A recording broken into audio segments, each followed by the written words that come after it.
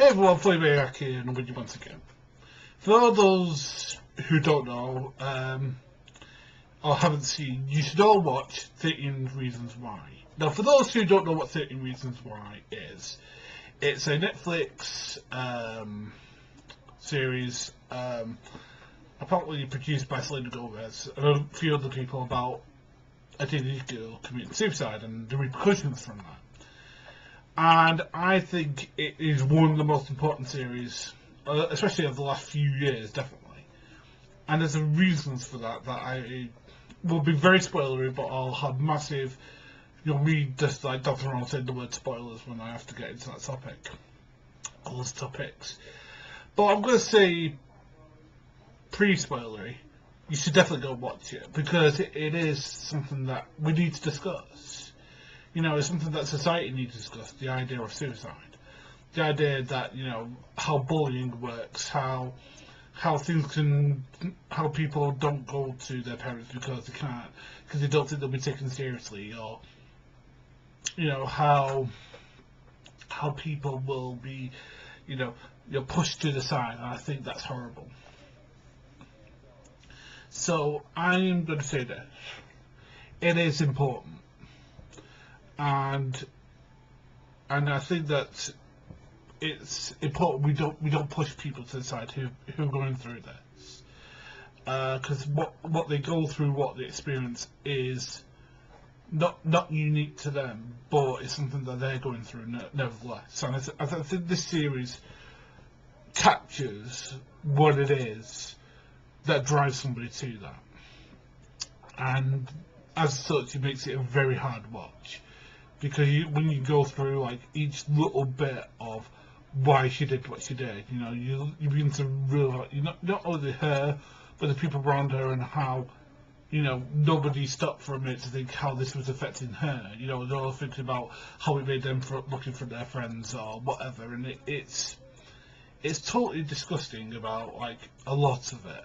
But I think it's important because I'm sure there's a lot of females out there, in their teens or even older, who maybe have gone through similar things to this person and maybe having dark thoughts of their own. And I think it's important that we have that if this series promotes anything, is that there is somebody that you can go to, there is somebody that you can talk to, even if it's somebody online, or there's like a community. There should be communities around this where there's support for somebody. There should be support for people out there, I think.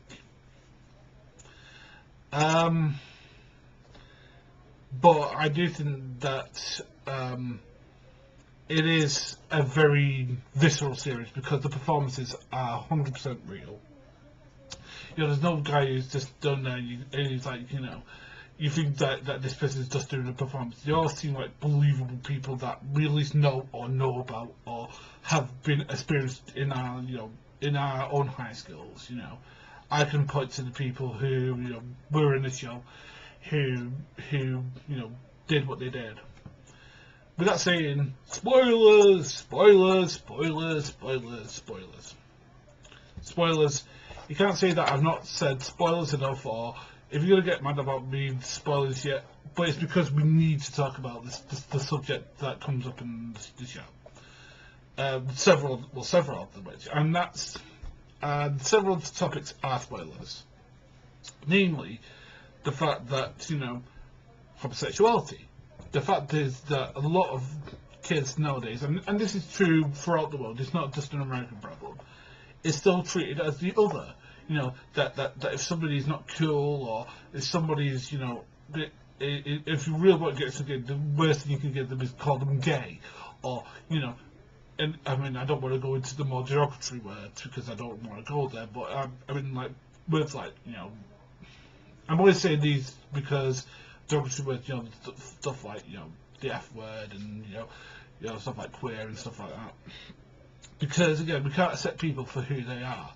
We have to put these derogatory things, and there's a whole subplot in the entire series about the fact that the main guy Clay was at one point pointed out to be gay, and I think this is one of the things that the show does expertly well, is that it has a gay character in it who is not a gay stereotype. You know, he's not a lesbian queen. He's not, oh, hello there. You know, he's not somebody who is, you know, a predatory character. He's somebody who's just a normal guy who just happens to be gay, and, you know, has a relationship with somebody who's a man, and it's not an issue for anybody in the show. I mean, it seems to be an issue for him that he can't admit to other people who he is, but the fact is that, you know, he is this great guy, who throughout the show, you know, is basically Jimmy Cricket character, you know, is a conscience on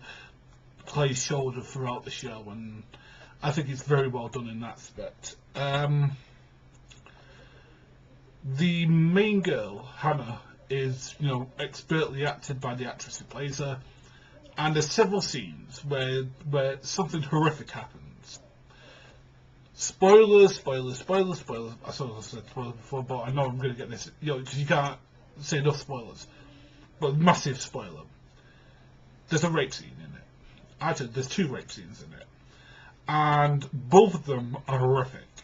For this, they seem realistic. You know, it's not the accused where somebody's being, like, you know, dragged down and held down, you know, by about 3 different guys, and she's viciously raped. No. This is worse. This is 10 times worse, because, I mean, like, I'm sure that has happened, by the way. I'm not saying that the accused is, you know, total fantasy. I'm saying this is more realistic to me of what probably does occur in this sort of circumstance, you know, that this one girl gets really drunk, and, you know, this guy, this utter prick of a alpha male, comes in and rapes her.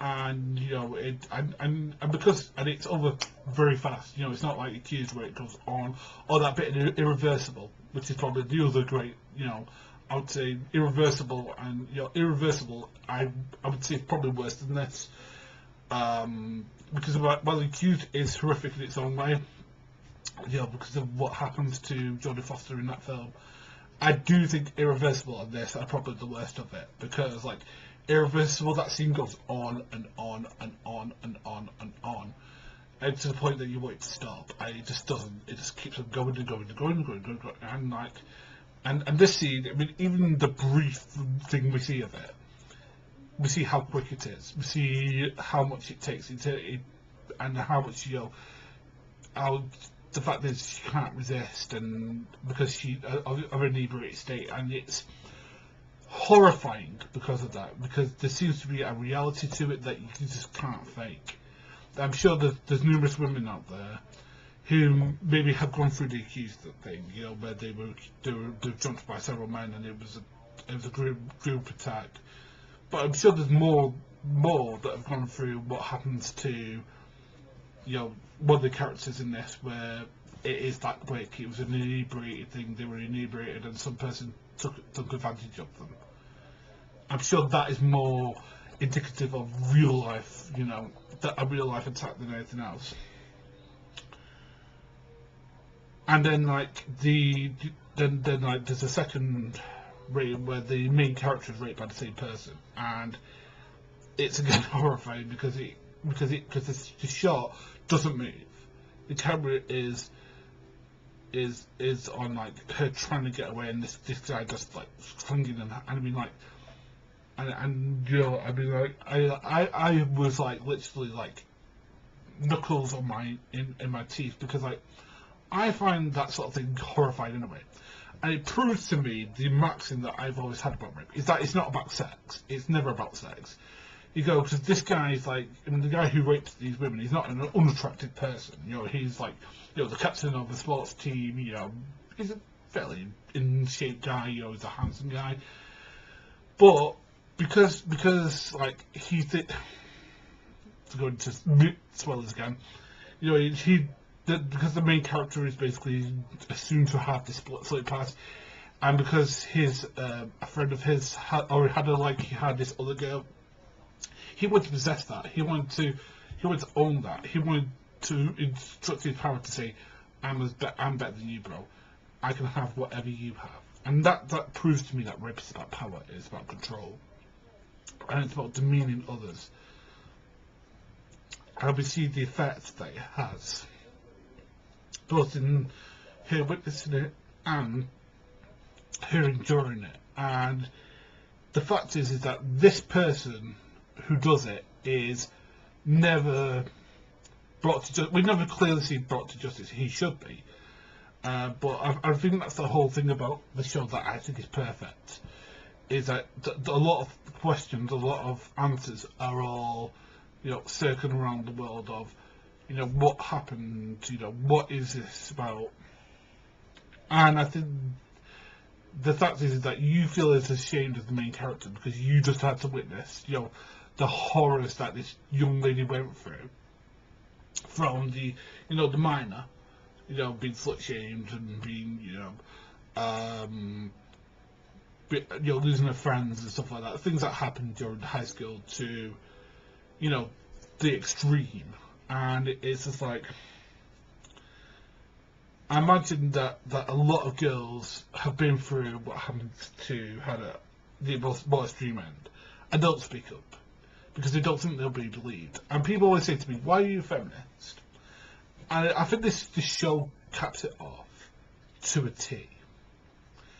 That in 2017, women still don't feel that they can speak out, that they will be believed about something like this. And that because it happened too long ago, they won't be believed. That because it's detective, people will cover for him. And I can't believe in 2017 that it's still the case now that women still are not believed about something as horrific as this. And I can't believe in 2017 that females are still slut shamed, because if a bloke did all this, let's say a bloke there's a rumour that he had sex with somebody, she would be the man, he's this, but because it's a woman, no, she's humiliated by this. And I think this is very telling of our attitudes towards sex, especially females having sexual appetites or sexuality or whatever kind. We seem to think it's dangerous, and it shouldn't be. It should be seen as normal. It's as normal for a female to have her sexual appetites as it is for a man to have his. And I think the one thing that this show gets absolutely perfectly right is the fact that the worst thing a person can do, or the most egregious thing someone can do, is not to listen, not to care, to ignore what's right in front of you when somebody is basically telling you that they're having deep, dark thoughts and that you need to get over it and stuff like that. And it's just like and that's the worst thing you could ever tell somebody who feels victimised in whatever way possible. If they're feeling bullied, if they're feeling, they've been assaulted, or whatever it is. The important thing that any parent, any person of authority, any person who's their friend can do is listen and be there. And I think this show shows that that's probably the worst crime ever. That, not being there for that person, not telling them how you feel, not confident when you think that they're needed is the worst thing. And I think the fact it takes her death for the main character to realise that's what he should have been all along is heartbreaking to me. And the fact is that the final scene, the final episode, is horrendous. And I mean horrendous in a good way. I mean, it literally touches you in a way that I don't think many shows does, because there's a realism to it of how suicides work and stuff like that. And watching it, I was uncomfortable. And I was uncomfortable for numerous reasons. Numerous being that, you come on here and you hear numerous stories of people who have attempted suicide, or know people who are successful, and how alienated that was, and and I think it's something that we need to think about as a society of, instead of putting it back to our minds and pretending it doesn't exist. We need to confront it. And I think that that's hopefully what this show does. So I'm going to say this once. This is an important show because it's going to raise, hopefully, this among young people. You're not alone. There are people like you everywhere. There's always somebody you can speak to, even if it's somebody online, who will believe you, who will protect you, who will always make sure you're safe, who will always win the friendly air, and will tell you to go to people in your community who also have that friendly air. Go to your local church, go to your local community centre, go to your local doctor, go to whoever it is, and just tell them what is bothering you, because somebody will listen.